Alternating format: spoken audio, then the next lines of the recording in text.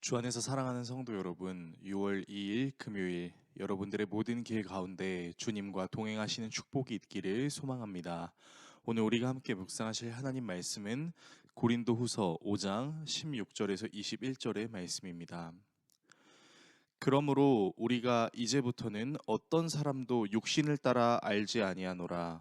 비록 우리가 그리스도도 육신을 따라 알았으나 이제부터는 그같이 알지 아니하노라. 그런즉 누구든지 그리스도 안에 있으면 새로운 피조물이라.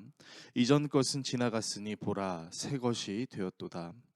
모든 것이 하나님께로서 났으며 그가 그리스도로 말미암아 우리를 자기와 화목하게 하시고 또 우리에게 화목하게 하는 직분을 주셨으니 곧 하나님께서 그리스도 안에 계시사 세상을 그들에게 돌리지 아니하시고 화목하게 하는 말씀을 우리에게 부탁하셨느니라.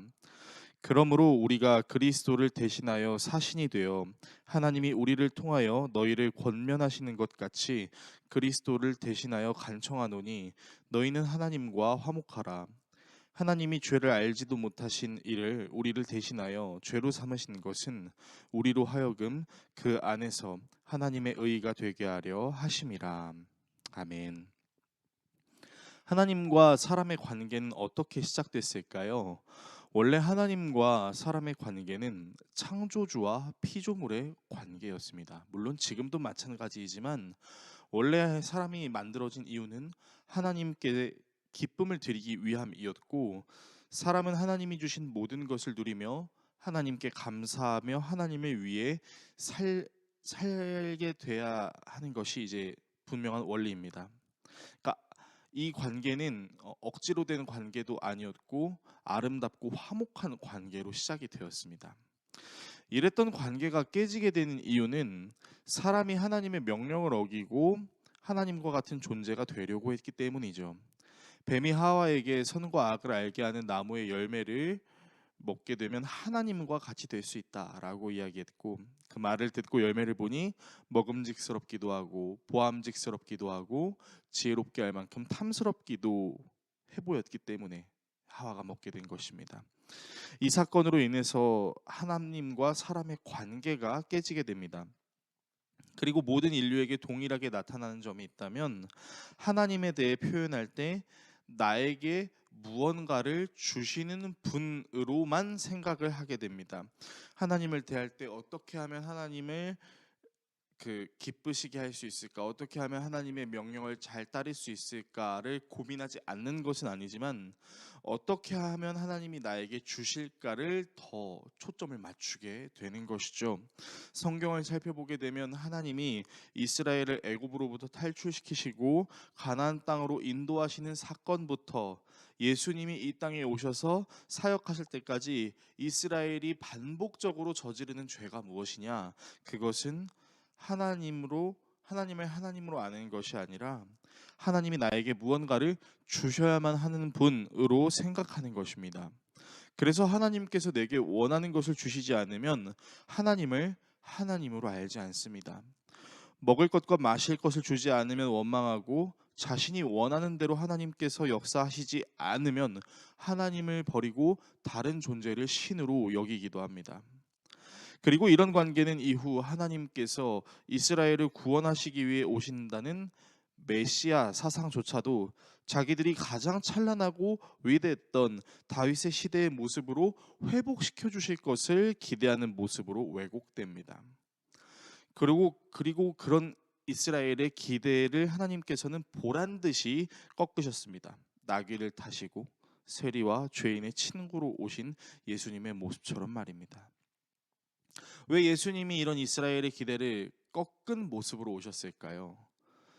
여전히 하나님과 사람을 자신의 육신의 잣대로 판단하는 이스라엘 모습을 완전히 깨버리시고 하나님과 사람을 제대로 알 수 있는 모습으로 우리를 새롭게 하시기 위함 때문입니다. 오늘 본문 16절에서 17절의 말씀을 새 번역본으로 읽어드리면 다음과 같습니다. 그러므로 이제부터 우리는 아무도 육신의 잣대로 알려고 하지 않습니다. 전에는 우리가 육신의 잣대로 그리스도를 알았지만 이제는 그렇지 않습니다. 누구든지 그리스도 안에 있으면 그는 새로운 피조물입니다. 옛것은 지나갔습니다. 보십시오. 새 것이 되었습니다. 예수 그리스도를 믿게 되면 더 이상 우리의 육신의 기준으로 하나님과 사람을 판단하지 않는 새로운 모습으로 변화됩니다. 이 새로운 모습으로 변화되는 것은 이제 하나님을 조건을 거는 것이 아니라 하나님의 명령을 기쁘게 따를 수 있는 모습으로 변화된다는 것을 의미하는 것입니다. 그래서 본문 18절 이후에 계속해서 등장하는 한 단어가 있는데 그것이 무엇이냐면 화목입니다. 근데 이 화목이라는 단어를 원어로 살펴보게 되면 어떤 뜻을 가지고 있냐? 화해라는 뜻을 가지고 있습니다. 화해가 무엇입니까? 상했던 관계를 회복하는 것을 화해라고 말합니다. 하나님이 우리를 사랑하셔서 창조해 주셨지만 사람이 하나님의 뜻을 저버리고 일방적으로 하나님과의 관계를 끊었습니다. 그러나 하나님께서 원래 하나님과 사람이 서로 사랑했던 그 관계로 회복시키시기 위해 우리에게 예수 그리스도를 보내주신 것이죠. 그래서 하나님은 하나님에게 복종하지 않은 인간의 죄의 값을 따지시기보다는 오히려 죄값을 자신의 아들 예수 그리스도를 통해 치르시고 사람과 원래 맺었던 아름다운 관계를 회복하시기 위해 먼저 화해의 손을 건네신 것입니다. 바울은 하나님께서 인간과 화해하고자 하는 이 선하심을 전하기 위해 그리스도를 전하는 사도로 산 것입니다. 관계를 일방적으로 끄는 것은 사람인데 그런 사람에게 먼저 화해의 손을 건네신 예수 그리스도 살아계신 하나님을 우리는 생각해 봅니다. 이 하나님의 사랑을 기억하심으로 저와 여러분이 하나님의 기쁨을 위해 고난도 감수하며 사람의 관계들을 이득의 관계로만 보는 것이 아니라 먼저 선을 표현하고 먼저 화해의 손을 펼칠 수 있는 멋진 그리스도인들 되시기를 예수 그리스도의 이름으로 축원합니다. 기도하겠습니다. 우리를 사랑하시는 하나님 아버지, 주님께서는 먼저 우리에게 손을 건네 주셨습니다. 일방적으로 관계를 끊는 것은 우리인데 먼저 관계를 회복하시기 위해 화해의 손을 건네 주셨습니다. 이 화해의 손을 우리가 붙잡을 때 우리는 본래 하나님과 우리의 관계를 회복할 수 있습니다.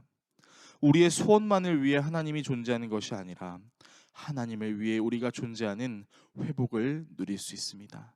그리고 이 회복은 이 세상을 살아감에 있어서도 손해를 손해라고 이야기하지 않고 고난을 고난이라고 이야기하지 않을 수 있는 하나님의 은혜를 경험할 수 있게 됩니다. 이 은혜로 오늘도 하나님의 나라를 구하는 사람으로 살아갈 수 있도록 주님 우리와 함께하여 주시옵소서. 예수 그리스도의 이름으로 기도드립니다. 아멘.